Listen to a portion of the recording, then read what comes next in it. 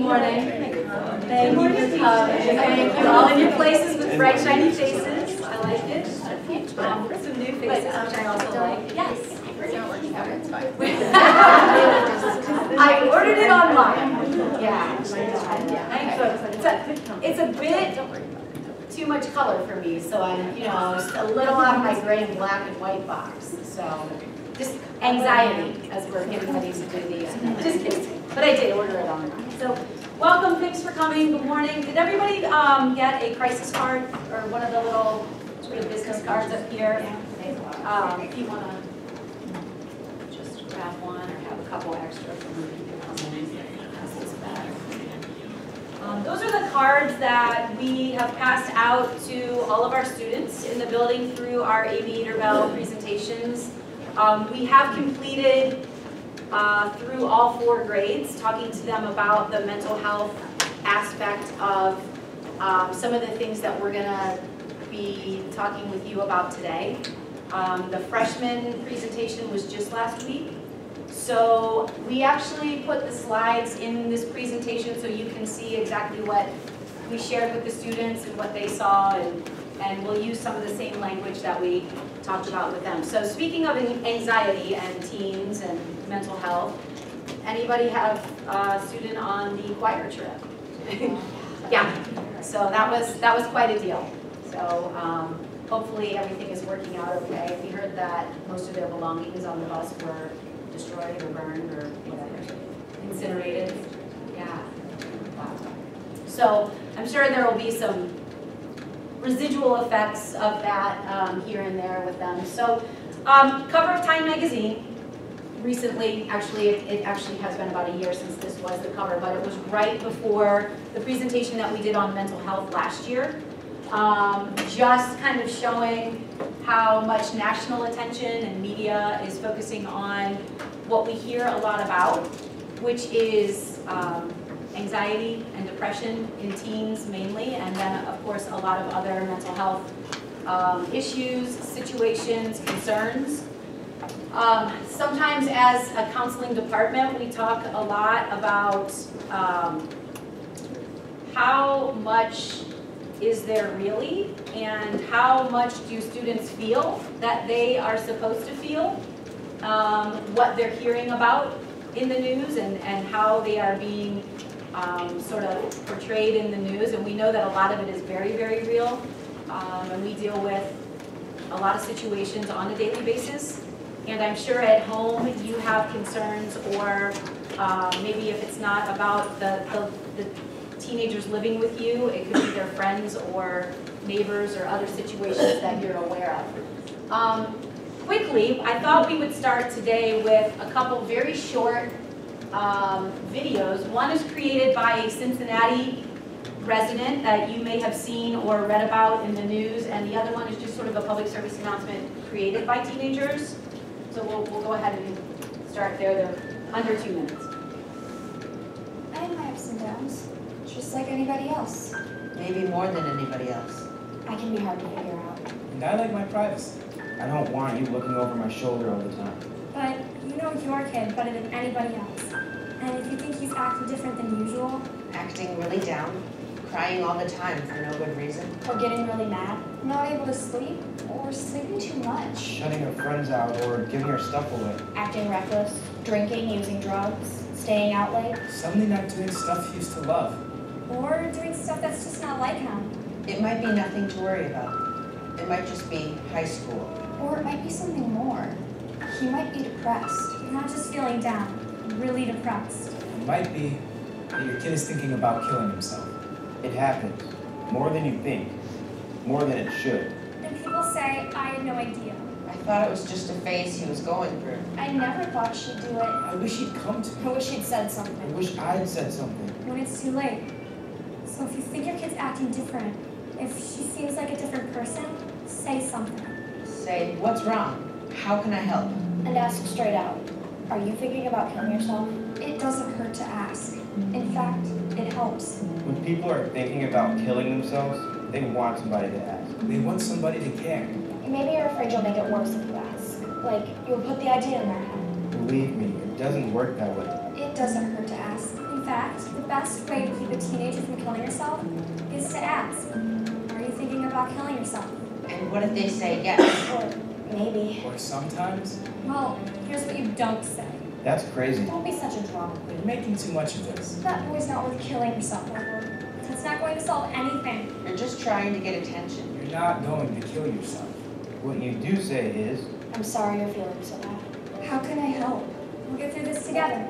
Let's keep you safe. A lot of people think about killing themselves, adults and kids. most of them never try, but some of them do. So if your kid says, I'd be better off dead. I can't live with this. I'm gonna kill myself, Take her seriously. Find someone she can talk to about it. Someone who knows how to help. Sometimes kids want to kill themselves because something happened. A breakup, a failure. But sometimes it goes deeper, and it's not going to go away by itself.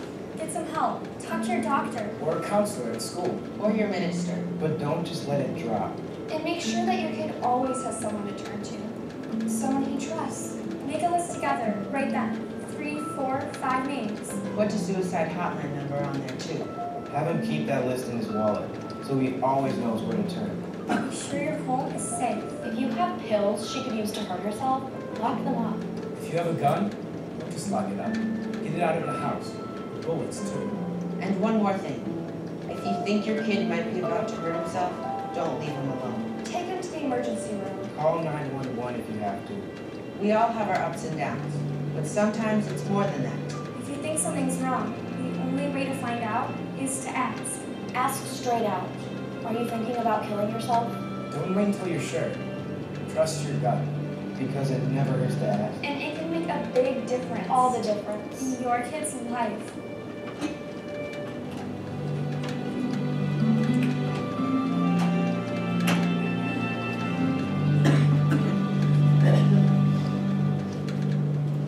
It's kind of a tough one to watch.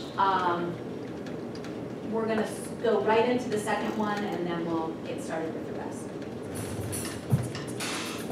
This is a local woman, Marymount.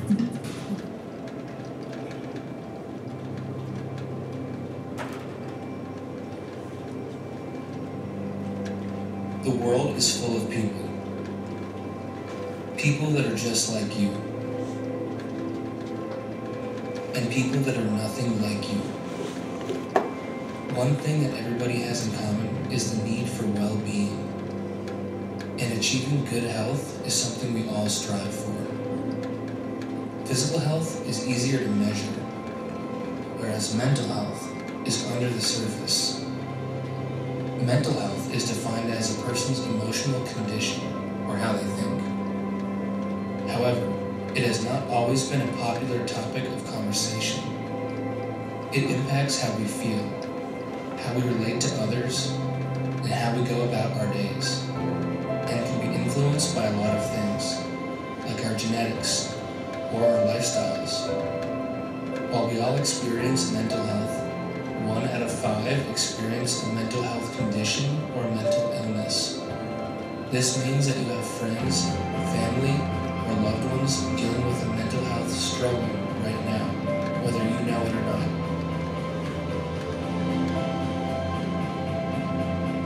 On some spectrum, everyone deals with mental illness in their lifetime. He told me just every day for almost like a month straight. It was just the worst day ever. He just didn't want to step outside.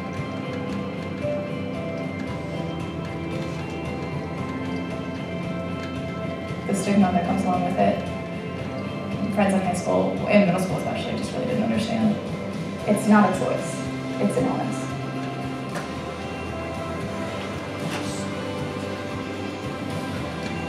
It's heart-wrenching for people that are left behind. It's really heartbreaking. It really is.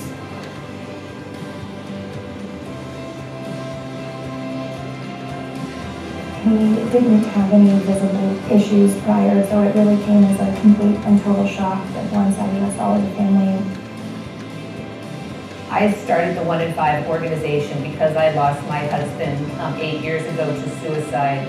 He had a very large personality, he was loud, he was goofy, everyone loved him, and it came as a total shock to us. We decided that we wanted to step out and not hide behind what had happened.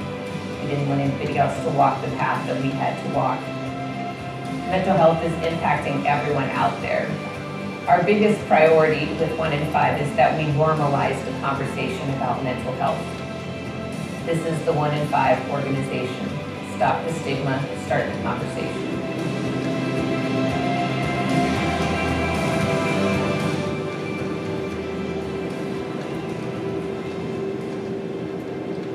So I think sometimes there is that fear. What I really liked about that first video with the students is that I think a lot of times there's that fear of, you know, if we talk to them about it, are we putting the idea in their head? And all the research shows that no, that is not what puts that idea in their head. And if anything, it helps to start that conversation. So at Sycamore High School, we're very, and it's a little bit different than some of the other schools that I've been at, but we're very, I wouldn't say in your face or in their face about mental health and about suicide prevention, but we're very intentional about making sure that within the first couple months of school, in small groups, we have talked to, if they were here on that day, we have spoken at least to every student in this building about what's normal and what's maybe moving into more of a mental health concern. And we talk about how mental health doesn't just happen when you have a problem. Like mental health, just those two words have sort of a negative connotation, but we also talk about mentally healthy or mental healthy. And this year, in the second half of the school year, we are going to focus not on anxiety and depression and eating disorders and so on, not that we won't talk about those things, but we're going to kind of flip it a little bit and talk about mental healthy or mentally healthy, and we are going to work within some themes of mindfulness, dealing with things like gratitude and intention and mindfulness and resilience and some of these other things where we will have some things around the building and announcements and little ACE Bell presentations and quotes for about an entire month. So we'll give you more information on that in these as it gets closer to that. We're still in the planning stages, but just to kind of flip it a little bit on them. So as I mentioned, we'll go over a few of these things just as basic or the most common mental health issues in teenagers, and really when you see them on a slide or if we were having a discussion about it, they would be the same things that you would guess or that you would mention. So as we talk to the students, we spend a lot more time on, as I mentioned earlier, distinguishing the difference between I'm having a bad day, a bad week, a bad month, and I'm having bad months, and it's been a bad year, and I'm not getting any better or feeling any relief, and so on. So where does it go from something that's normal to be depressed in a lot of different situations or circumstances, and when should you ask for help? Or when should you talk to somebody that you really trust? So depression, anxiety, especially all over the news, and why is that, and what are the reasons, and why is it so prevalent now, and is it really more than it was before, but now that's just the big focus? It was bullying, it was eating disorders a while, it was whatever. So all these different things, and now is anxiety just the thing that the media is focusing on, so it makes everybody think that there's more of it? We don't really know, but it is a very real thing. And if you think about how teens live now, and it's to no fault of anyone, but I mean they are constantly inundated with not just information, but also what everyone else is doing, right? So there's an article that I'll pull up here a little bit later, but I mean just think about it. And their lives are, you know, access to the world 24/7, they're busy, there is a lot of pressure, but Sycamore High School really isn't much different from a lot of other high schools, as we're always hearing, like, oh, there's so much pressure here, there's so much competition, and there is, you know, there is, but that is in every school. Are we a very high achieving school? Yes. Is there definite emphasis on achievement, academics, where kids go to college? Absolutely. But that is not coming from us. That we are actually talking to them more, especially in the last 3 years, about balance and about not comparing themselves to each other. It's easy to say, it's easy to tell kids, hey, you're you, they're them, whatever. Don't compare yourself to them. And that's like telling you not to worry about something that you're really worried about. So it's more about putting those things into practice and continuing to talk to them about it and some of the positive things that they could be focusing their time and energy on. I would say that this is the real sleeper. The whole drug abuse, whether it's prescription medicine that they've either found in the home or they're getting from somebody else, or just, as we know, the smoking pot, weed, whatever you call it, they call it, is just so out there. There's all different kinds of forms of it now. We were talking the other day about it's called DAB or whatever. And I don't know, do you remember what Mr. Mader said about that? Yeah, it's an extremely concentrated form of THC. So the way it was described to us is basically, it looks like earwax. It was basically described that maybe way back in the day. It was actually described as when Mr. Mader was in college. When I was in college is what he said. So. He said, maybe what somebody might smoke on the street was about, 17% THC, and DAB is 97% concentrated THC. So pretty substantial as far as the levels that we're talking about. And I interject a little bit here that even, I would say in the last 20 years, I think that the biggest thing that I hear from parents is they're just experimenting. And I will say drastically that the difference in they're just experimenting now as opposed to 10 years ago, 20 years ago is completely different. I would be much more concerned about a child now that is just experimenting than say back in the day, just because of the level of concentration of things, the inability to know what something is composed of anymore, what a child is taking, the amount of pills that are out there. Whatever's in a bottle is probably not what it says on the label, if there is a label. Just really concerning. So that would be one thing I would say. If you have a friend or somebody who is like, oh, they're just experimenting, I really encourage you to take that a little bit more seriously than maybe in the past. And I think the other battle that you're up against, or that some parents are up against, is that as marijuana becomes legal in states, it just becomes way more normal, so in their eyes.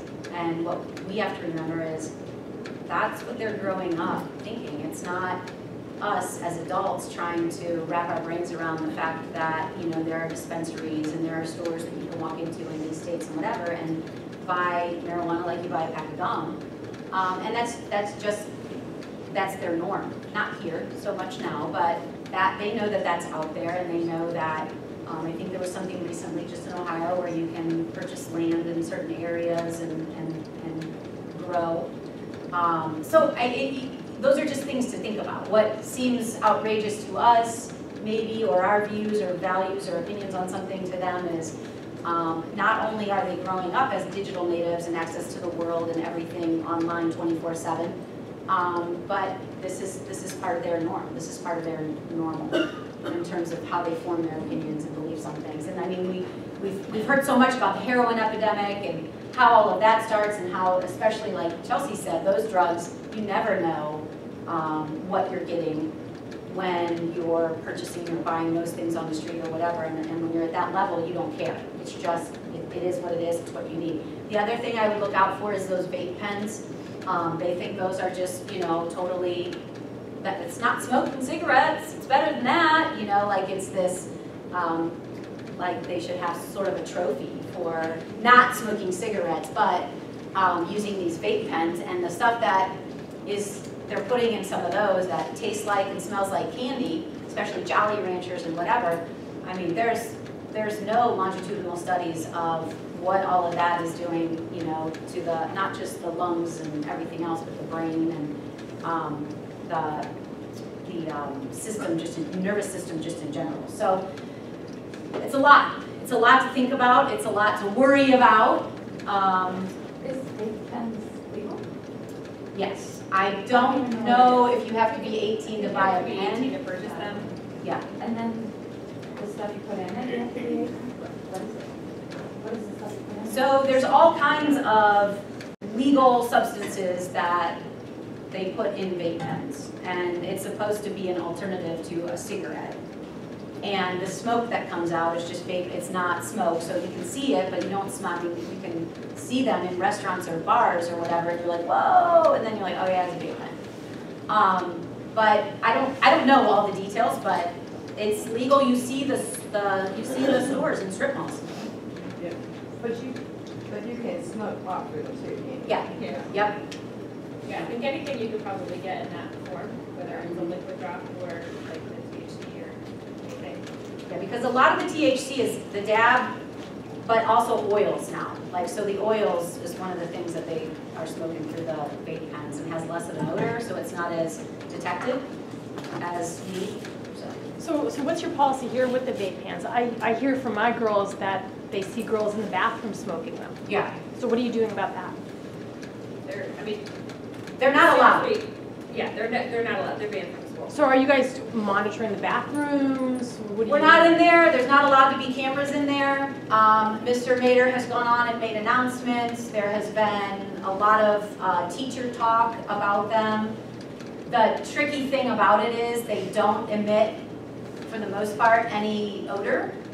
So if they're being used, like the kid was smoking in the bathroom, it didn't take long for somebody to walk by and smell it, or somebody to walk in there, or to smell like it when they came out, especially if they were smoking anything else.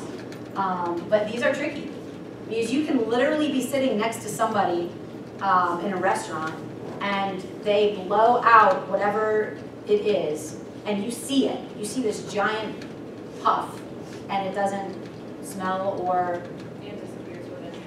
So do you have anything that would show the statistics that I can share with my girls? Because I have my daughter saying, you know, everybody's doing it, they do school in the bathroom, Yeah, it's I'm going just to try candy. it. Yeah. So if there's any facts that I can say, hey, this is the fact, this is what Yeah. it can do, and I would, that would be really helpful. Right. And I would say, go ahead. I'm just totally stupid question, but if I'm 17, why do I want to go to all the trouble of a vape pen and the expense if I could just eat a Jolly Rancher? Just explain to me what. Because That's not bad. So I just. Because it's giving them, it's not really just like smoking a Jolly Rancher. It's like literally giving them some kind of a buzz or a high So or it's an like altered snorting state. some other household substance like oregano. Yeah, but there's like weird chemicals in a lot of that stuff, so. Well, we say Jolly Ranchers, but the Jolly Ranchers can be coated with something or. Yeah. And they're not the real Jolly, they're just like selling it as like a flavor They look to like put a in a flavor, vape but pen. it's like it looks like Yeah. hard candy. And some of it's legal, like some of it's fine, but it's like, what is, you know, I would say, okay, so to your question, I would go on and to give you information or whatever, I would Google and look at the source, you know, that it's coming from. And I'm sure there are also like public service, like PSA, like quick little short 1 or 2 minute videos that have been produced by like government agencies or whatever that are credible sources. So, but that's how I would find you the information that we don't have anything in our offices or nothing's been shared with us. So you go to psa.gov, like what would you do? I would, yeah. I'll do it right now. Yeah. I would do, yeah, CDC or PSA on vape pens or vapor pens. Okay. Pediatrician had mentioned that the Academy of Pediatric Doctors has released a statement on them that you may be able to get a hold of also and stuff to avoid the kids with you know, especially being conscious if your kid has any kind of asthma issues or breathing issues or immunity issues. That's a great point though. The other thing is too, that I would advise Googling what they look like, because a few were showed to us, and I was shocked that, I mean, they fold right up and they look just like you when you drive, and I would never know that that was an actual thing method, so. Some that look like Tomkins. Yes. Yes, they look like little. They're sort of marketed to be like, you know, these like legal, you know, cool like toy kind of things or whatever. And because they're fairly new, and they've really gone after that like middle school, junior high, high school market, they're not real familiar to us. And if you haven't sought them out as an alternative to smoking or trying to quit smoking, you really wouldn't know. So there's, and like everything now, they're disguised in a million different ways, yeah. What I do know is that they say you can stop smoking with the vape pen, but let's say you've never smoked. I mean, there's nicotine. Because my husband was trying to tell me that, oh, this is not smoking. But there's nicotine, it's addictive. It's when you try to stop a vape pen, it's just like you're stopping smoking. Yeah. I mean, it's not like it's any easier. Right. Yeah, good And point. I think that point too, that, various things that you might put into, that you buy in the vapor stores and those types of things, they're legal, but so is drinking, so is smoking, so is tobacco products. It's just all of that. Reason why there's an age limit, reason why there's moderation, reason why, all of those things. So just because something is legal does not mean it's safe. And I guarantee you that out of 1,700 students in this building right now, they're in their backpacks, they're floating around. I mean, it would be silly to think that they're not. And they're not something that in a lot of ways is detected in like a drug search or whatever, and disguised in so many different ways. So it's not like they're, like a old pipe or like a cigarillo or whatever, looking kind of thing where it'd be like really obvious, labeled in big capital letters, vape pen, Mom. It can look just like a pen, it's just like a writing utensil. Yes, And exactly. they can put it in their pockets and you think it's a pen. Yeah. And to the point about, if we have the dogs come in or anything like that, if it is a THC product, if it is something that has some form of illegal substance laced into it, dogs will detect that. So it's not like they would go completely unnoticed, right, if the students had some sort of illegal substance on them. And I think the difference about some of like the vaping is that if it is like THC or some sort of weed or whatever, oil, whatever, the odor isn't as noticeable on their clothes or on them or whatever as it is if they're like smoking weed, and the smoke and whatever, and that has such a distinct smell, and you can go, whoa, something's not right about this here, and the whole, I was just riding in the car with Joe and he smoked cigarettes, like you can tell the difference.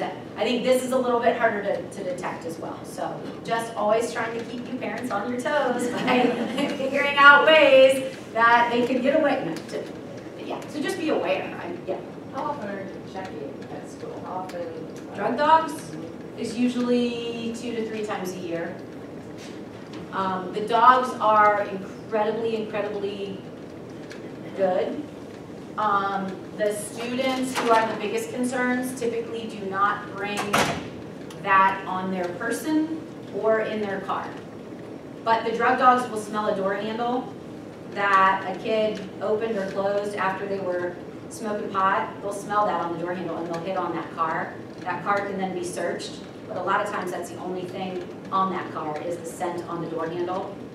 They can smell a seed in a coat pocket in a locker. Can they pick up the lollipops and the gummy bears and everything? I don't know if they've been trained yet for that. Like that's a whole different. I was going to say that's the bigger thing. A lot of that between Colorado and California and stuff. There's ways to get around ordering those online. Yeah. So all of a sudden your kid's getting weird packages of candy at home. Yeah. Oh, you can, the THC oil, they bake them into candy products and food products and everything where it's legal and stuff. And Colorado's been legal for a while. California is rolling out their dispensaries right now, and most of them. Check the gummy bears, guys. And check those gummy bears that come from Amazon. They've got to use PayPal or a debit card to buy them because it's a cash business. Right now, because it's illegal federally, no banks will touch the money for this and stuff. There's a big thing. The guy that does the profit did a big, huge thing a couple of months ago about the business of it. And that's where my knowledge comes from. Is we sat and A friend of a friend. No, I'll straight up say we watched it in our house. We showed it to our girls that it's a business. As it's hitting our state, they need to be knowledgeable of what's coming down, and we have open conversations. We have an addictive family. So we talk about these things. Yeah, that's great. And so, but the business of it, they can bake it into everything. Gluten-free foods, candies, It's legal where it comes from. Yeah, Yeah, basically they get around the system because Denver and California, or Colorado and California stuff, it's totally, Colorado's recreational legal at this point. Washington is as well. Washington's recreational legal. For California. THC, for like, THC, for yeah, pot. which is, yeah. So we're gonna go ahead and change this presentation to parents and anxiety. Feel like a whole different mood, right? You were chippy and happy when you came in, like. Excuse me, Ian, this is UC Boulder and Yeah. it's Well, I have had 2 students this year, and I would never mention names, but the only colleges they've applied to are in Colorado, so. Do what you want with that. That's certainly not an accusation, so, yes. Ski. I had a question, a follow-up to the vape pens, because my son has also reported that he's seen kids doing this in the bathroom. And so the questions he has, I suggested to him, you should report this, and he didn't want to. So what is a safe way for kids to report this? You just did. You just did. Because honestly, I'm not being my usual whatever self. I don't think that we as adults know. The kids know way more than we know. They know when it's happening, they know where it's happening. And the only way we know is if somebody says, hey, my kid's coming home. Now I've heard it from like 3 of you already just in this meeting. So from this meeting, we will go to the administration and say, you know what? It's not just if they're trying to do it in the locker bays or behind that hallway under the steps or wherever. Like, we're hearing that a lot of kids are going home and saying that they're seeing it in the bathroom, and so that's probably the best way, and that will probably start being random checked or just adults walking into the bathrooms or whatever. Yeah, the more specifics, it's probably happening in several restrooms, but the more specifics you know about what restroom they're seeing it in, we can monitor that more closely. Or the parking lot also, I heard, Yeah. the parking lot. Yeah. See, and Chelsea's right, if we can, the more details, and you can always tell your kids to come to their counselor or to me if you want to their counselor. I don't want to be like the point person for all that. But their names will never be used, so it will be not something that ever comes back on them. So if you want to encourage them to see Mr. Mater or to see an administrator or to see their counselor. I've had reports come to me and the students have been addressed and consequences have been issued. So it is being stressed when it's brought to our attention. School safety teachers line? Yep. 844 number, is that for just Sycamore? Or That is national? That is specific. Yeah, it's specific to the state, but they give the name of the high school. They do not have to identify themselves at all on this call. And then if you said 4th bell every day in this bathroom, 6 people were in there and they won't let me use it. Like when I was in school, you really smoking in there and you were not allowed to go in there if you weren't a smoker. Yeah. So would they be able to leave details? Yeah, but it would be easier for that person just to tell an adult in the building that. So this is a state number. It's a state number, but it'll come right to office. It goes to the police officer and to Mr. Mater. Okay, and so other things can be put there too. Yeah. And me. And that contacts both of them at any time of the day, like 2 in the morning. I mean, that's like the whole thing with that. Okay. You may. Okay. I already came up with this. If a house serves alcohol, would this be the wrong place to call? Well, the police would be the best place to call, but if you feel that it's not anonymous enough, this does go to this goes to Paul Payne, our Montgomery Police School Resource Officer. Okay, and then also if somebody's being abused, would that be police? So not that school safety. Yeah, the school safety. It depends what kind of level. If you're talking child abuse, it's a specific child abuse number. That would be the 2 I'm thinking just to be the most anonymous. Yeah. So my daughter wants to. Yeah. So here's the thing that that we do when we're worried or we get a tip like that. Like something is happening in that house over there with a student or a child or just whatever. We will call the police and they will go out there and they'll call it a wellness check, they'll call it a lot of different things, but no names are given. So you don't even have to provide your name if you call police department or 911. I mean, they're going to want caller IDs. I know. They can track everything by locations and cell phones and everything if they want to. But ultimately, if it's really a concern, the anonymous part of it should be the least of your worries. But I know. So turn it over to an adult. Briefly, back to dogs and drugs, but not the sniffing dogs. Just to be aware, veterinarians, I have a DEA license. We prescribe controlled substances. They come into your homes, and the dog's pills sit on the counter. But tramadol is tramadol. And so I saw a dog and it blew me away. First time yesterday, not my prescription, but it was on far more Xanax than a 1-year-old dog would ever need. And a person can take that. They had been prescribed it. They had gone to Kroger, Walmart, Costco, picked up Xanax, and I see this dog who really just needs obedience classes on Xanax. And then as I look through the record, I'm like, you're 1-year-old. How could you possibly do this? So I don't know where the Xanax was going. That's so bizarre. But be aware. That you see that like with pets, dogs, whatever, and you're like, I just need to say no to this dog. Yeah. Like, I just need to tell this kid no. You just like to be told sit and stay. That's really it. Boundaries. Yeah. But just be aware that tramadol is tramadol and Vicodin is Vicodin, and the dogs, there is fentanyl is fentanyl, and there is a reason that it is legally prescribed for your pet, but your kid's going to get the same. So like, what's a medium-sized dog who is on Xanax? The dosage compared to a person my size. I don't prescribe. I'm a dermatologist. I was just blown away that the dog was. I mean, the dog had behavioral issues, which is probably why it got sent to me because nobody wanted to deal with his skin stuff. But it wasn't. I've never seen a dog on Xanax, and the amount it was going through, it was prescribed for like a 30-day batch. But I noticed it was being re-upped about every like 20 days. And I'm like, really? Because nobody's able to count to 30 anymore? Wow. I'm sure that the dog hopefully that dog. Yeah, no, I got it. Yeah.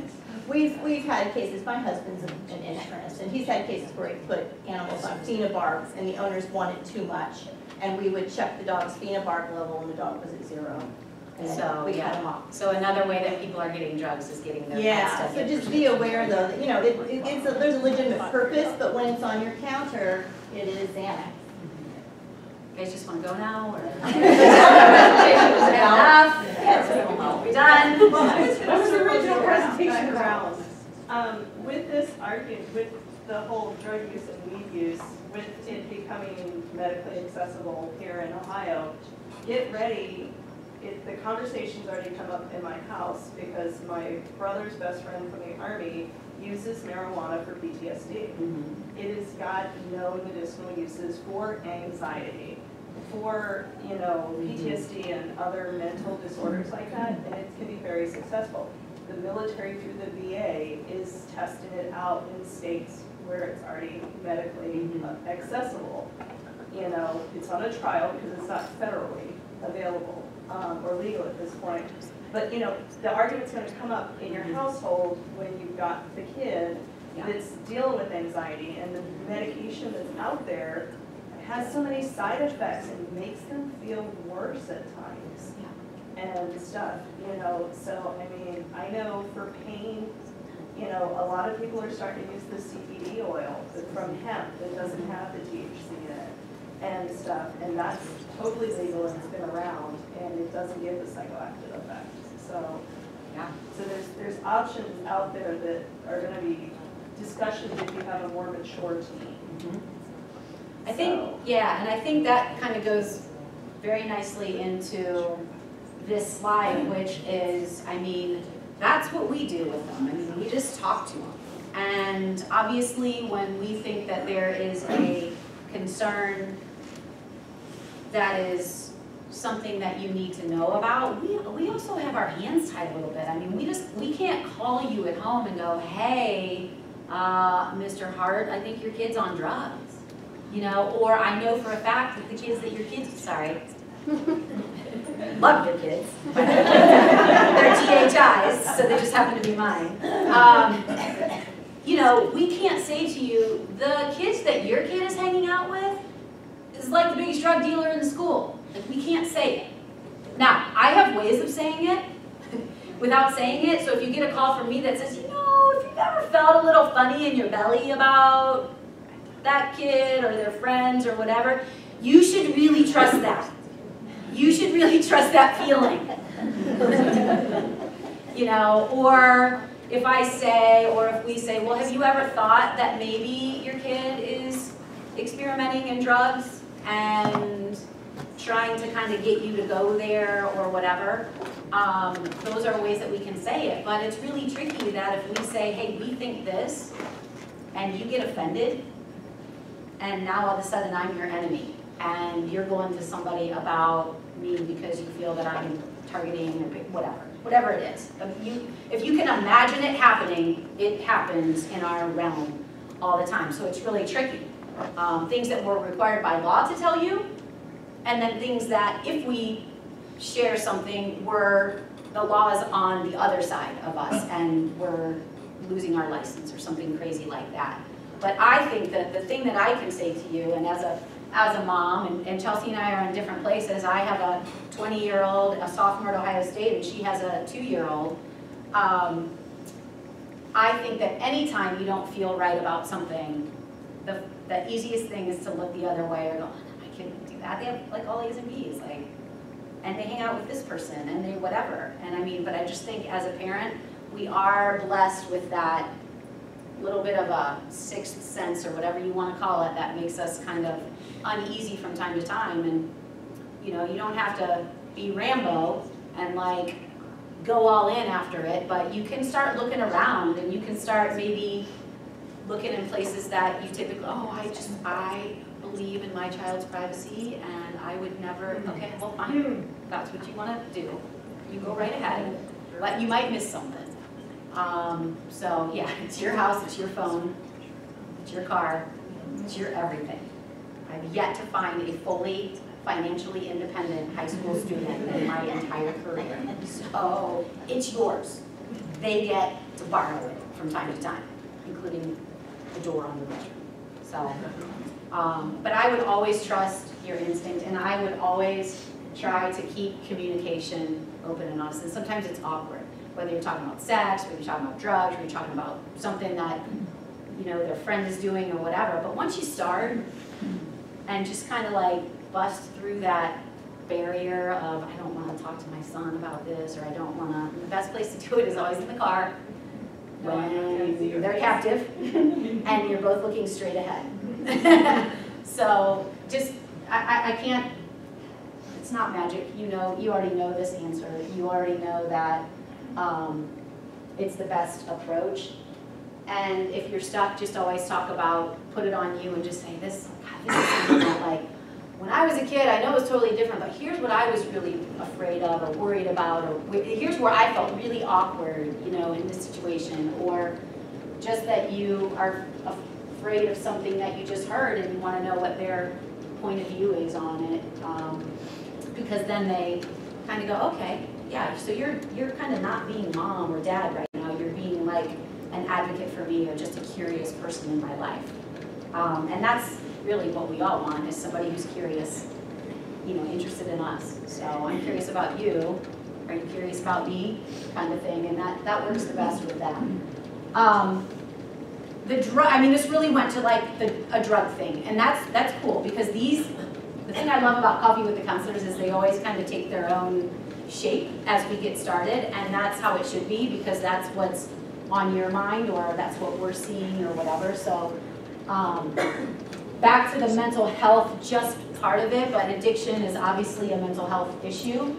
I think kids think that it's a label that they're stuck with forever. Oh, I'm a person with anxiety, or I have, you know, I mean, some of them do last throughout their lifetime, but to know that they're treatable and to know that it doesn't always mean a lifetime of medication or drugs that they have to take is very reassuring for them.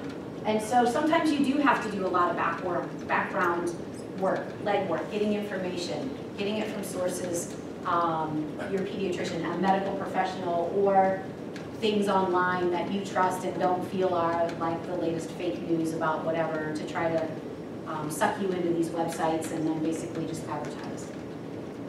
But that's it. I mean, we've already talked about that.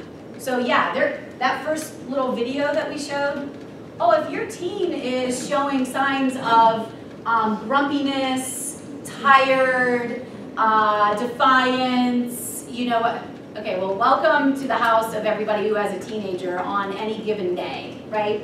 But it's when it kind of crosses that line, or again, trust that gut, that this just isn't right. Like, something's changed. A light switch went off. I don't know what it was. I can't put my finger on it. Just kind of go after it. At school, there are the 7 of us, comprehensive counselors, who we do everything from the academic advising aspect of it to college and career readiness to any kind of social emotional things that they bring us. If a kid comes to us in our caseload and wants to talk about something that is social emotional or depression or anxiety or grieving, or they're afraid of their friends' mental health or their whatever, we don't automatically go, okay. You need to see Mrs. Fisher. You know, it's most of the time I don't ever turn any of my students over to student assistants, not because I don't think our student assistants area is unbelievable, it is. But I think you're probably the same way. We a lot of times will have some of our students see students assistance counselors when they either need somebody on a really regular basis, like once a week or once every 2 weeks for a while, or they need additional resources. And they need some things in the community, and you need to kind of be brought into the fold with other things that are going on. But I mean, we do a lot of these things. We have, I think, 4 or 5 support groups going on right now for various different things that students have elected to be part of. But a lot of times they're really positive things like mindfulness. I mean, there is a support group right now that they meet once a week and they literally meditate. So it's kind of cool. There's usually like a little bit of a conversation first, a little bit of an instruction, and then just kind of that whole calming the brain sort of thing. So as far as a high school standpoint, this is a little video that we showed them. I don't think that it's live, the link. It's just a slide that I copied over. But this is kind of the beginning of what we talk to them about in the aviator bells, so you can be aware of the things that they've seen. So objectives of the meeting, that's the first thing when we're meeting with them. We're like, okay, these are the kinds of things that we want to talk to you about right now, blah, blah, blah. It's mostly the mental health aspect. And then this is an exact slide from their presentation, and this has been 9 through 12. So they've all now seen this. And we talk about temporary versus things that start lasting longer and start to cross that line into what is maybe a mental health concern. We spend a lot of time talking about suicide risks and how they're thinking or feeling, because we really do believe that we have to be open and honest and a little bit in their face about some of that, so that it kind of breaks down that stigma. We talk about it because we want them to feel like it's not something that you have to whisper or try to figure out how to see your counselor and nobody else can see you. You don't want anybody to know that you've gone in there or whatever it is. We really try to put it out there. Seniors, they've heard this every year in different versions. This is something we do every single year, and we usually do it once or twice in our meetings with them. And then if we need to do more individual type stuff, we do. So, warning signs. Hope and help. Really, really, really encouraging them to speak to a trusted adult, a parent, a teacher, a counselor, a minister, a youth pastor, a coach, a boss, and anyone. A big brother, a big sister, just anyone. One of the most important things that we tell them is don't think that you're supposed to be able to handle that by yourself, whether you're feeling it or if friends come to you. You don't want to shoulder that burden. And it's actually a sign of strength to ask for help. It's not a sign of weakness. When they come to you, at what point do you have to report to Parent? a parent? Right away. Like anytime that they report any kind of harm to self or others, or we feel that it maybe doesn't even get to the harm to self or others, but it's something that you need to know. So we would rather err on the side of making sure that you know everything about that than risking like that awful voicemail message that will come into our office and be like, my son said he was in your office yesterday and talking about blah, blah, blah, and you didn't, like, so that's, because that's an awful phone call. So typical protocol, a kid comes to us, they talk to us, I'm really concerned about so-and-so. So I may have somebody else's student in my office because they come to the counselor for the student they're concerned about, or they go to their counselor because they're more trusted person, and then we will collaborate and say, hey, I got this report, okay, I'll call the kid up. It might be the first time I've talked to that student, second time I've talked to that student, and I just have to break it down and say, here's what I've heard. Tell me honestly what's going on. We want to hope that they're going to be 100% honest with us. 50% of the time, they're probably struggling with something really difficult. The other 50%, no, I just made an offhanded comment. I was really stressed yesterday. I had, something going on, or oh, this is a scenario that's happened, or yeah, this is what I posted or whatnot. Okay, great. And then we handle it from there, one of two ways. We either may contact Brenda and have a conversation about maybe getting some referrals or whatnot. Regardless of the situation, I am always contacting home because I want to make sure, even if the student tells me like, it's an offhanded comment or whatever, if my kid was making those offhanded comments, I would want to know. What if they come to talk to you about like, oh, I know a friend who did drugs, or I know a friend who bought drugs from somebody here at school? Those kind of reports, are those parent calls? Like if your kid comes in and says that, do we call you and tell you that they came in and said that? Yeah, or do you then go to OPP and say, hey, we've got this? We usually do that in that situation. Yeah, because it's relating to a discipline issue. Or a legal issue. We're going to work with administration. And because probably the result of that would be calling the student, addressing it, possibly searching, they're going to make that contact. Kids are savvy. They know from the time they're in elementary or junior high, if they've had to go in and talk to a counselor or whatever, or something like that, that the counselor calls home. So like sometimes we'll call a kid in that situation and just say, hey, there's somebody who's really concerned about you and this is blah, blah, blah. And they'll say like, no, I'm fine. I'm not going to tell you anything because I know you'll call my mom or I know you'll call my dad and I don't want you to do that. And I always say, well, I'm going to call them anyway. Whether you tell me or not, I'm going to call them and tell them that somebody was really concerned about them. So that phone call is going to happen regardless. So, let me try to help you. Let me help point you in the right direction, or let me help talk to your mom about that or your dad about that. Like sometimes I can give you words to use or ask them to come in here and the three of us will talk together for whatever. But that's always on our mind. Here's something that's really interesting that is not necessarily part of this presentation, but it's something that's making me absolutely crazy insane right now. Mental health counselors with mental health issues. We can do that.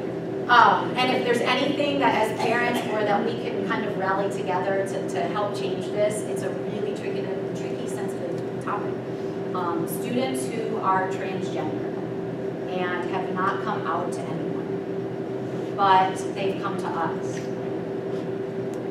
And they know that this is who they are and what they want to do.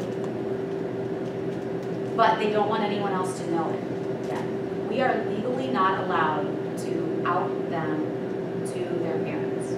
That's not just transgender. I know it's not just transgender, but here's the thing that I'm dealing with. I have a student that I know is a very severe mental health risk right now because of that. And I have, nothing about this is parents, okay?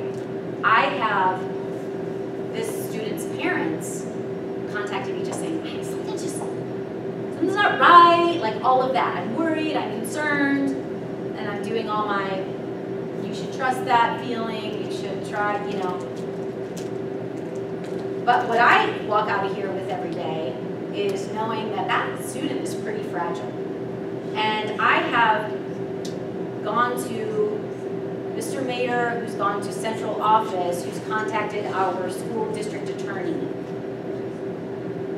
to like beg that there's some kind of loophole that I can just call this mom or dad and say, I'm just gonna lay this out for you, and it's not gonna be easy for you, but here it is, because I'm worried that this child might commit suicide, because they feel there's no way that this will ever be okay in your family. I'm not allowed to do that. So we're not allowed to do that. And I just had that conversation with the attorney the other day. But I have to tell you everything else, right? So I have to tell you. Because of a law that requires it. But if they're suicidal because they're getting bad grades, you can tell us. I have to. If we find out that a student is suicidal for any reason, except that. Well, I can tell you that they're feeling suicidal, and I'm worried, but I can't say that I know why. So you did say. Yeah, but I mean, think about it, as a mom, and I'm trying to figure my kid out, and I don't even know that they're terrified to saying something to me to the point that they would consider suicide a better option. And if I could just let them know, and if work as a counselor that specializes in this, you can suggest failing those two. right, which is a really good idea. And actually, just another FYI, UC Children's is like the leading of children's hospitals, one of the top 2, I think, in the country in adolescent transgender, not just the medical part of it, but also the psychiatric, psychological, counseling parents, groups, everything. So we've found ways, but that is good advice to anyone as well. And you know, that's just a very out there topic right now too, transgender. And so people who've always struggled with it feel like, hey, maybe I can put this out there and see. But I mean, you know your kids, you know, so like, you know how your house is, and you know if there are things that your kids feel would be completely off limits to talk to you about. That's when things get a little bit scary. So is that UC Children's? Yes, Cincinnati Children's. Transgender clinic down at their main campus. I have a question. As hard and proactive Sycamore School District has been a mental health issue, first of all, we have a better turnout this year. Remember last year we had only 11 parents show up. What is the follow through with these parents? When you do reach out to them, do they, you know, from your perspective, do they work with all of you, or do they just push it aside? What is the percentage of reality? Let's just take last 5 years as an average. I think, Because to me, that's very important. yeah. I would say here it's very rare that we do not have complete cooperation and follow through from parents. It's never good when a kid is like busted for drugs or something like that, and the parents get contacted, and it feels like, it's just, you're naturally defensive as a parent. So a lot of times they'll accuse the administration of targeting their kid, or you're just picking on them, or you're a racist, or you're this, or you're that, or whatever. But with like the mental health stuff, or you know, teen pregnancy, just gender issues, sexuality issues, whatever it is, I mean, who in the end doesn't really just want to help their kid? You know, you might be shocked and like you feel like you just got run over by a truck with something, but like in the end, I don't think I've ever had a parent ever not come around. And I think that's one of the really cool things about our job is we have kids for 4 years and we get to see them high, low, middle, you know, and when you see a kid just have, you know, a rough year and come over on the other side and get to share that joy with the family is just the best. And I think or being able to say to the parent of a 9th or a 10th grader, like, you just have to believe me on this one, they will come through this. And they will walk out of this building in a couple years and this will have been like a really bad month in your life. But they're so different every year. And they will continue to grow and mature and figure things out, but if you partner with them, it'll be a lot better. And it's fine to reach out to us too, because we will tell you, like, this last 2 weeks before break is like, we're just gonna get there. Yeah. Everyone Like is always losing it. before and after the holidays. Yeah, and holidays are just stressful. They're stressful for us, they're stressful for kids, it's just, you know, all those emotions. And so your it's fine house to call us isn't and be probably like, the norm.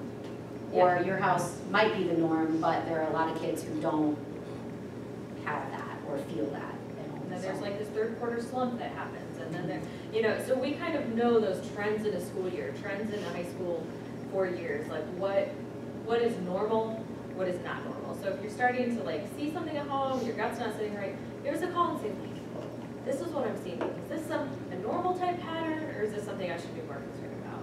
Because we can definitely help guide you in that way as well. I've had those conversations with parents plenty of times. When I first sat down, I had a question I wanted to ask, which seems very minuscule right now. Wait for it. The choir trip. Yeah. I was struck by that, not immediately, but yesterday, or that, you know, typically if there's a something like that. Something like that. I mean, I'm thinking it's usually a death of a teacher or a suicide or something. The district then follows up with, we will have counselors, blah, blah, blah, blah. Yeah. I was struck that that didn't happen. And I don't know, but I mean, we're kind of, you know, we've never been through this, we're playing by ear, but like, you know, when they were all still out there, we were making a comment between my husband and I, ourselves, that, you know, not to downplay his losses, Yeah. even though, But also it's that just balance stuff, of not but freaking. to find that, right, to find that balance. And why I particularly, of course I think my kid will be okay. Why I particularly mention that is because he was making up a lab, chem lab yesterday. And he came home and he was making it up with somebody else that was on the trip who had lost, well, you know, I'm getting text yesterday. I'm getting text yesterday. He had diligently taken some homework to get it done. Fortunately, didn't take his entire backpack. Knew he had lost the homework he had completed. Gets to math class, realizes he's lost a semester's worth of math notes. Completely freaking out. I'm trying to text him through it. The person he's doing the chem lab with had taken an entire backpack, lost everything. And not that that's No, but that is. not That's that that's the their point. person. I mean, Right, not that that's the point of this person's issue, but my son's comment was, Mom, the whole time we were doing lab, she was just jittery, she was shaky, she was so freaked out, she was, and I just thought, you know. Like, who's reaching out at there? Who's there? Yeah, for these kids, because, I mean, like I told him, I said, you know, you seem pretty normal right now, it might get you a week or two from now.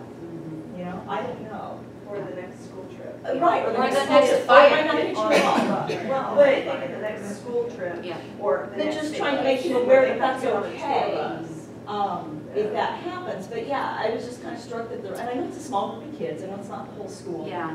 But I was just I kind of think struck that something To, wasn't and to be done. completely like transparent, Jerry, like we talked about that and we were kind of in that same mindset as a parent, like we want to acknowledge it, but we also don't want to make them feel more anxious about it than they do. So we were trying to figure out where is that balance to let them know that we're here, we're ready, we're willing, and where do we then like make it more of a distraction than it was gonna be, if they were gonna be okay.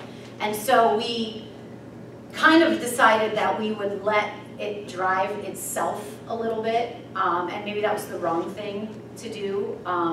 Maybe the right thing to do is to call all those kids into this room, you know, and as principals, counselors, and whatever, and just say, yeah, yeah, and you know, here's where you go, or here's where you get help, or here are things that we as adults didn't think about might be affecting you right now. Like, yeah, my calculator was in my backpack, and it was my lucky favorite calculator, and I've had it since 8th grade, and I blah, blah, blah, or whatever.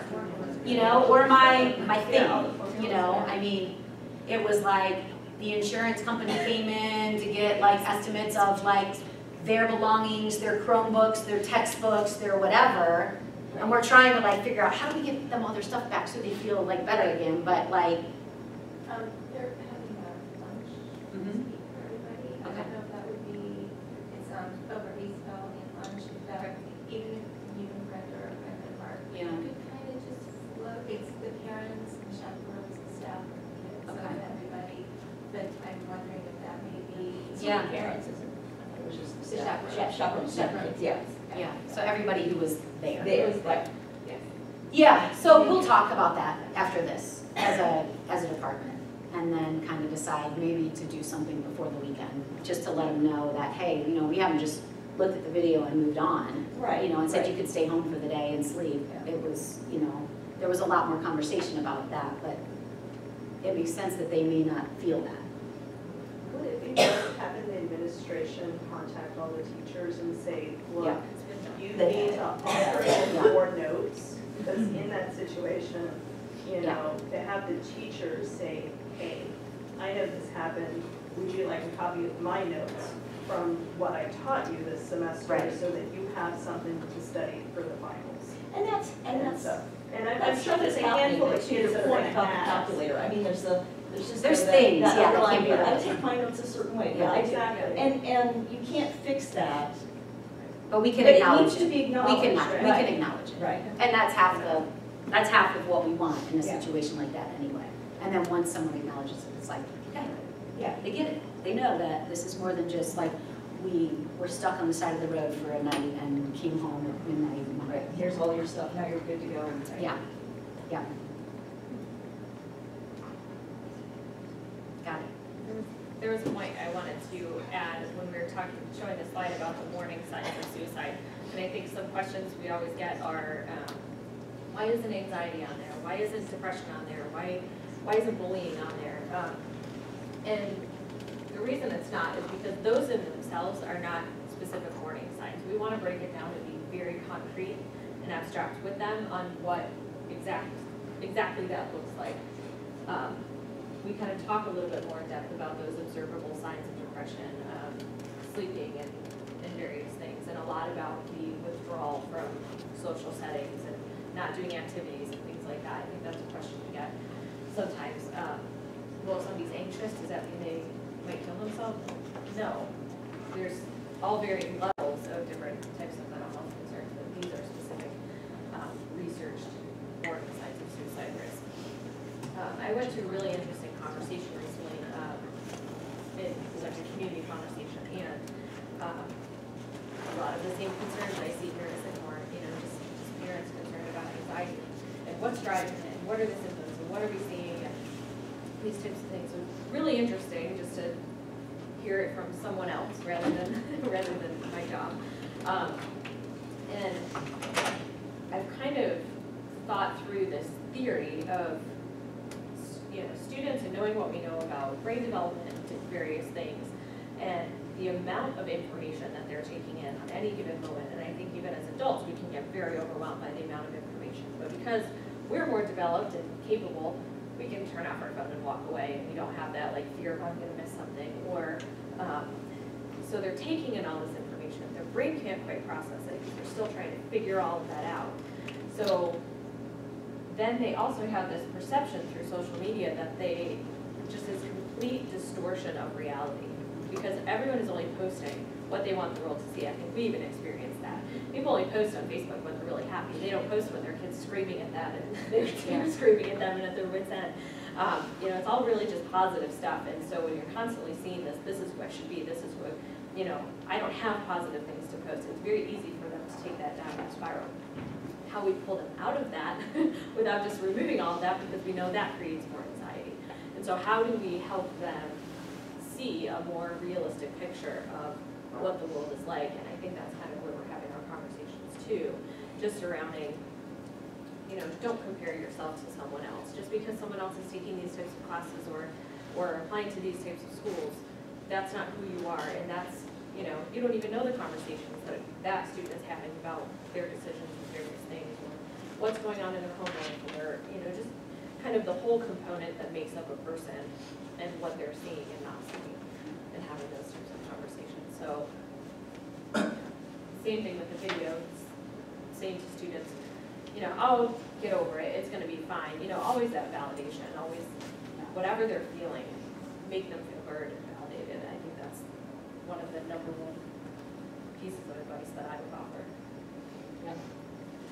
Yeah, I always remind kids that there's probably, at least at any given time, the way that you're feeling right now, and I'm not saying this to minimize how you're feeling, but I'm saying it to let you know you're not alone, that walking through the halls every time the bell rings, there's maybe 20, maybe 400 kids that feel the same way you feel, or that they are missing out, or they're not that cool, they're just faking it better. Or they haven't yet got the guts to come out and talk about it, or share it, or whatever. So, the fact that you're in here and you're doing this, you're taking steps in your life, you're making some very mature decisions to talk to somebody about it and say, can you point me in the right direction, or can you give me a tip, or whatever. And always telling them that it's a sign of strength, as I mentioned earlier, and not a sign of weakness when you get help. A strong person needs help. I had a ninth grader who's, just to put it out there in terms of anxiety and stress, what he's dealing with. And he picked his own schedule, all of that. We actually try to usually hold him back, but no, you don't need, another accelerated class or something. And we even took him out of a class, Chelsea knows about that. And so, but what we see is that sometimes, say if a teacher is absent and they have a substitute teacher, and they have a test the next day, and they haven't had their regular teacher, and the kid, he doesn't know what's going to be on the test, and they're just a little confused about what they need to study. So there's some little things that I think, say, the teachers or the school could do to sort of just reduce this kind of anxiety. In terms of maybe the teacher needs to be in school at least the day before a test, so that the kids can, have those instructions from their actual teacher, not the substitute. Because when the substitute comes in, they don't always cover the same type of material.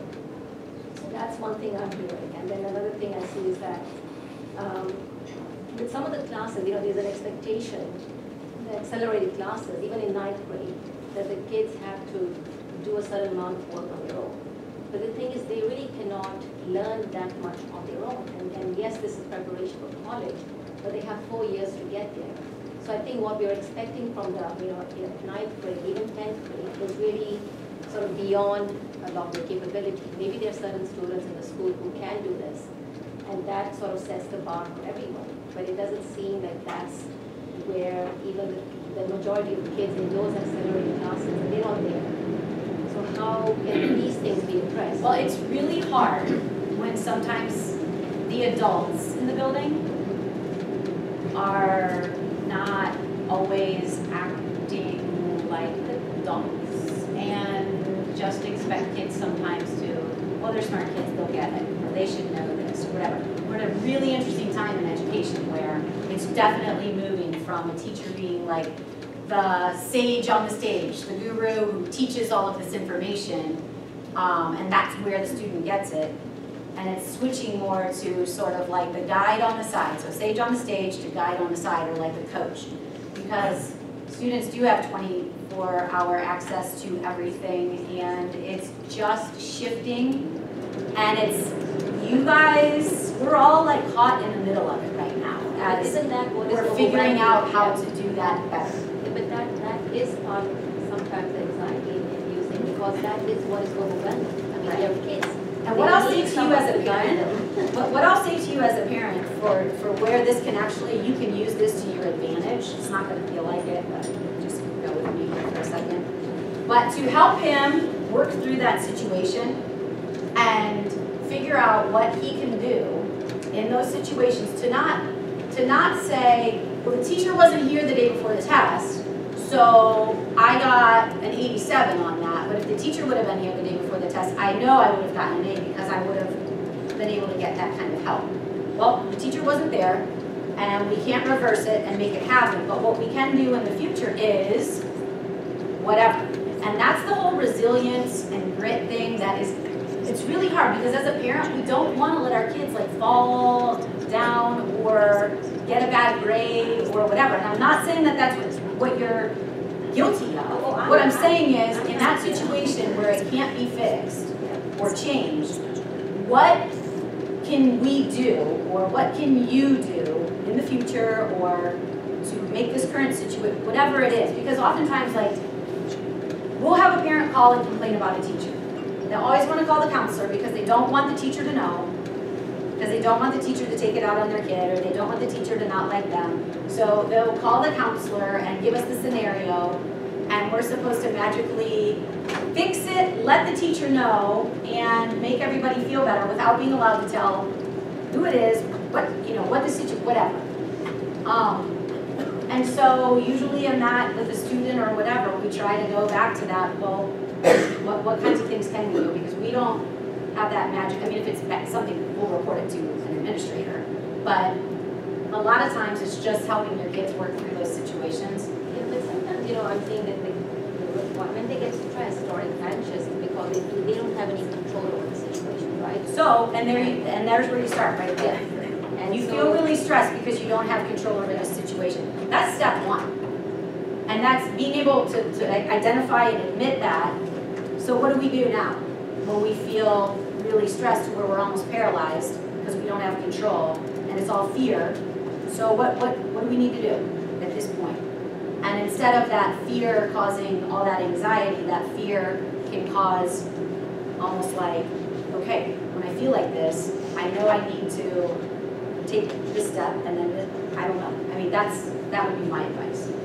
Because we're not going to be able to make teachers always do and say the right things on the right day.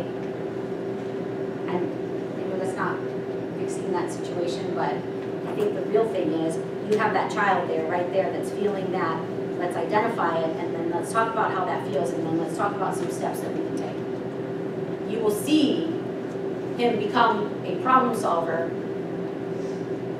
in life when he feels like he doesn't have control much sooner and much more effectively than if you try to fix his pain at that moment and make sure that his feathers aren't ruffled. You'll see a really cool change if that becomes the practice. We get a lot of people who call the first sign that their kid might get a B in a class, and they're like, we need to change his schedule, we need to drop him out of that class, because it's like, we are happy with him getting a B. We're like, maybe you just need to get a B. but he cannot tolerate that idea. Yeah, but he can learn to. Yeah, so yeah, he can learn to. But I think it's more that, he doesn't know what's going to be on the test. I think that's the anxiety piece, is that, if he doesn't know what he's supposed to study, he's willing to do the work. Wait till college. But he's in 9th grade, he has 3 years, 4 years to get. Usually it's not all revealed though, just the day before the test. So he probably just likes that security of knowing the teacher is going to be there and accessible that day before, which makes all the sense in the world. Well, sometimes it's happened for like a whole week and then they have a test, Yeah. So that's kind of tough. Yeah. I can tell you it won't be his last experience with that. So I'm gonna, confessions of a parent who called a counselor. Oh, hi, Scranton. You need to change your schedule. What I really like about this discussion is that it's kind of flowing in between stress management and mental healthiness. And kind of like the through line that I didn't hear enough of, but I just heard is resiliency. And those things of, oh my gosh, when my daughter popped that F cherry, okay, this is a straight A student, and she popped that F cherry, I was like, yes. because it was like, yes, honey, this happens. This happens when you don't sleep, you don't eat right, you've been on your phone too much, but handle it, right? And she's learning, and it's so much more positive for her to feel the frustration, feel the failure, understand, but because of the conversations that you're having right now, that she's developing relationships with her counselor, and she's developing skills, all of that is kind of coming together, making her stronger, so that now, when she got her little F, she kind of clicked it in and was like, okay, this is not going to define me, it's not going to happen again, and these are my steps and strategies, and I'm not going to drop this class. And every child is different, you know, this is not, she's not necessarily a kid who's on the spectrum of, oh, I'm kind of concerned with her about whether she's a suicide risk now, but in middle school, she had 2 of her friends attempt suicide. 2 of her very best friends. That stuff kind of, you know, rubs off.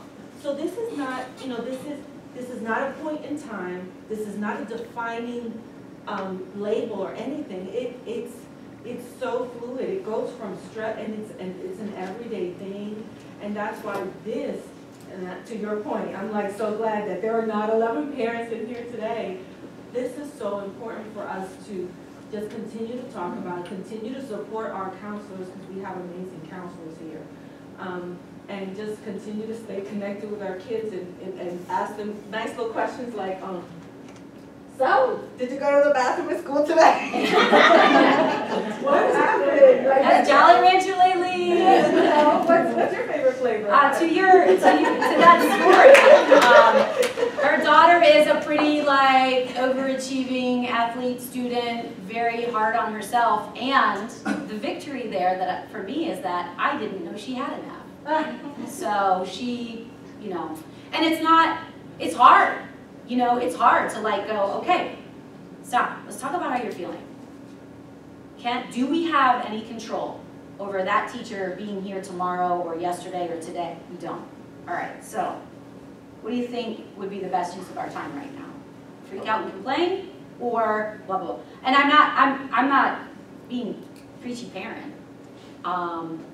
You know, I've made all the mistakes, and I just have one child, so he got all the good, all the bad, all the tests, all the, you know, I didn't have that guinea pig child, so he was just the one. But it's hard. It's hard. But it's just, we now live in a society where if we as counselors, teachers, administrators, if there was anything that we could say that we wanted parents to hear or know, is to let them struggle with that while they're home with you. And they're in the nest, and you're there to catch them. No matter how much you're tough loving them at the time, you are there, and you're never going to let them fall so far that, but if the first time they're experiencing it is their freshman or sophomore or junior year in college, in a dorm room, far away from home, where the stakes are high, and you're paying $50,000 a year for them to be there, and they're trying to figure it out for the first time there, that's usually not a very good situation.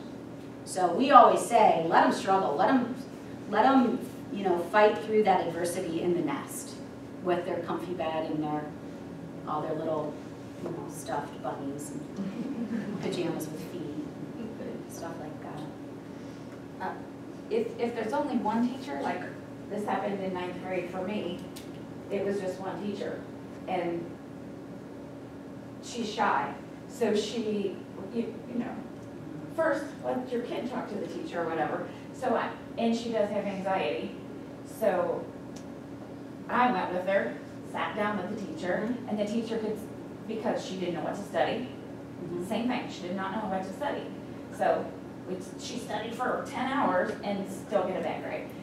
So he gave, not just me, but we sat down and said, she's a freak because she can't figure out what to study. And he gave her ideas. He told her things that were on Blackboard that we didn't know about, you know, and if I weren't there, I'm not telling them to take their hand because they are supposed to become independent, but if they won't do it, at least the first time, go with them and show them how to run a little meeting with the teacher. I have been anxious because I don't know what to study. Even though my mommy's sitting right here. The next time my mom won't be sitting there. Well, and you might have to go the next time, but you might not have to go the 3rd, 4th, and 5th. Yeah, and then they'll tell you things, and then they'll tell us. The teacher will tell you something.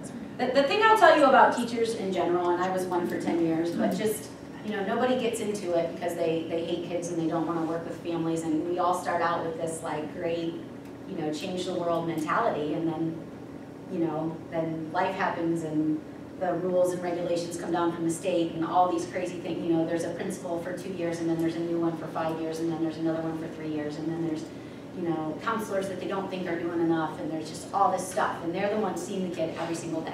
And every day they have 20, 25, 30 kids sitting there, and each bell with 30 different personalities, 30 different learning styles, 30 different homes, 30 different problems, 30 different expectations, goals, mental health issues, strengths, weaknesses.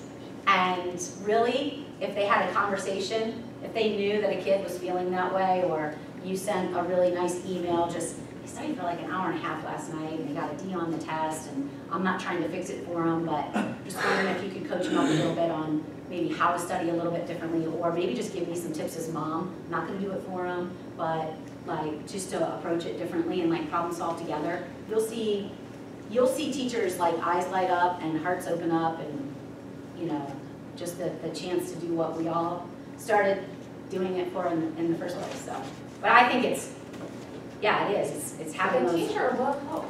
The teacher will know that one kid. And a lot of times you assume the teacher knows, and they just, they're just not real nice, or they've been teaching too long, they just don't care anymore, they don't have kids of their own, they don't know what this is like at home to fight through these things, you know. It's usually none of the above, or all of the above, but they still care. So I would say don't hesitate to reach out or encourage your kids to reach out. We have every kind of kid in this building, the ones who will totally advocate for themselves and the ones who are absolutely terrified to do it. And I always offer to have that meeting in my office with that student and the teacher. Why don't you let me let Mr. So-and-so know, and on their planning bell, I'll grab you from class for 15 minutes and we'll just talk together. And I promise you that I will not put you on the spot, you know, and say, okay, tell him. Here he is. And all of a sudden you just are like peeing down your leg. I won't let that. Unless it's Mr. No, just kidding. So again, these are slides from there, just going through health.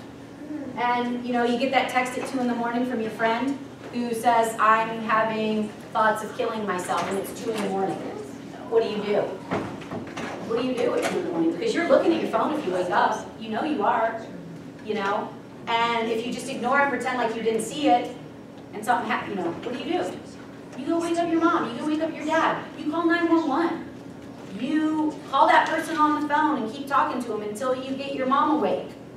You do whatever, but don't put it all on just you.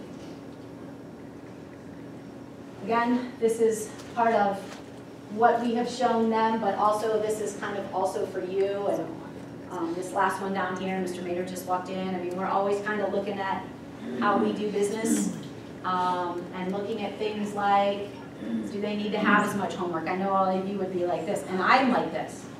I think homework is an outdated concept, except studying for tests and so on. But the way the world works now, I think it should happen during your school day. That's just me.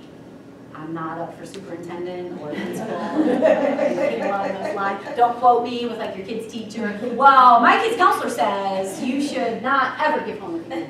But we're always kind of analyzing with the kid at the center of it, you know, the why and the how. But it's the why that has to happen first, and then we can work out from that to like how. We need to know that first. And I think our administration, especially in this school year, more than ever, is really, we've been having some really cool conversations about that. Hi, Mr. Mader. We're almost at the end. Anything that you would like to jump in or share? This is our last slide. Yeah, no, We've had an unbelievable, come on now, this has been really good. Because of that, this has been really good. Again, I apologize I wasn't here. I was at a riveting secondary administrators meeting. So, but to echo what Ms. Stella Koenig said, we are really examining what we do every day, and nothing is off the table. We know there is stress in teenagers' lives, and what we do in this building causes a lot of that stress. The high expectations, I have to be in 7 AP classes, so things that we can do and just be consciously competent in what we do. We are talking about homework a lot. We're talking about tests. How do we communicate tests to ourselves so a kid doesn't have 6 tests in a day? You know, we have about 140 faculty members, and trying to get everybody on the same page, and you have to have buy-in. we're even at least starting the conversation of what time of day do we start school? Don't let that out, but we are discussing that. There's a lot of domino effects to that. You know, we only have so many buses in a building, and we have all these other things, these moving parts, but at least we're talking about it. And I was having a conversation with a parent last night and talking about levels of courses their kid takes and things like that. And we are not a black and white, this is the way it goes here. We try to err on each individual case. And stress is a big factor when we look at kids' courses and what we do for kids throughout the day. So just know that that's in the inner workings, and we're really examining everything that we do. Today, I want to tell you, in front of the group, I want to mention something that came out. But also today, during Aviator Bells, we are meeting with our 10th graders again. And today's topic is the Scarlet Oaks Career Center and the programs that are offered over there. And then we always continue to infuse that message about balance and mental health and all those things. And they already got these cards and have this presentation, but that kind of comes into every one of our meetings right now. So it is the 10th grade Aviator Bells with counselors today. We need to talk about the choir trip and our approach that we chose not to take in terms of, it just kind of came out in this meeting that those kids need to be acknowledged probably by all of us in a group setting before we meet with everybody that went on that trip and let them know some different things, but I didn't blame on you that we didn't do that. I said that we made an informed, intentional decision to see what came to us, and it was probably the wrong thing. So we'll talk about that. Anybody have anything for background? Oh yeah. Okay, no, so this is good. Come up here. Speaking from the. Still no. Oh, okay, go ahead. Yeah. My question was, and now that Mr. Nader's here, it'd be helpful to have his input too, is what is the school and the district doing to support the teachers with regard to mental health for the students? Because as counselors, you can't identify all kids, and you know, you need to see them for crisis, but there are a lot of other issues. There, every other kid, not even a percent, all the kids are going to face some type of stress, anxiety, something during their high school career. And so the teachers need to be trained, feel competent, and feel supported in taking care of the kids, because besides being at home, they're here. Yeah. So they're here, they're the eyes. More in high school than so what is a week. the plan? I hear that you're talking, but what is there a plan in place for extra training, extra support? Yes. Because mental health. There is it's one of our district goals is to educate all staff members on mental health. The district has interviewed several outside agencies to provide that training to us. In our April Professional Development Day, most of the day will be spent training staff to identify what to do, the next steps. Earlier this year, we did have Lindner Center in, and then another organization in that talked to the staff. Real life examples. We also had the head of childhood trauma at UC for all the counselors in the district on a professional development day, and